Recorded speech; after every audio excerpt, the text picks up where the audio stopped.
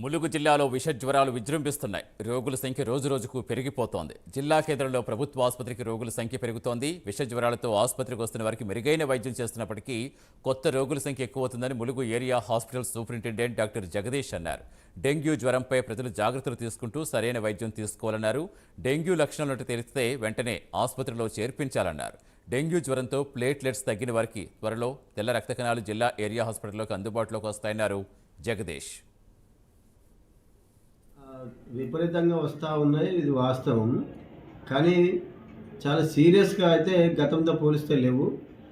అంతకుముందు కొంత సీరియస్గా ఉండే, కానీ ఇప్పుడు ఎంత పెద్ద సంఖ్యలో జనాలు వచ్చినా కూడా, పేషెంట్స్ వచ్చినా కూడా సీరియస్గా అయితే లేవు. తర్వాత అందరూ కూడా దాదాపుగా ఇక్కడే ట్రీట్మెంట్ ఇచ్చి పంపిస్తున్నాం. ఓపీలో దాదాపుగా 600 మంది పేషెంట్లు వస్తూ ఉన్నారు. ఇన్ పేషెంట్స్ 150 వరకు వస్తూ ఉన్నారు.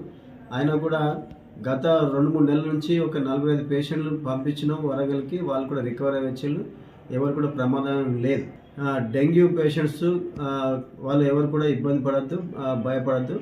కానీ టైంకి మాత్రం పిహెచ్సి కానీ లేదా ములుగు జిల్లా ఆసుపత్రి కానీ లేకుంటే ఏటూరు నగరం కానీ పోయి చూయించుకోవాలి తప్ప ఇంట్లో ఉండి అశ్రద్ధ చేస్తే ఒక్కొక్కసారి వాళ్ళు తెలియకుండా ప్రాణాపాయ స్థితికి వచ్చే అవకాశం ఉంటుంది.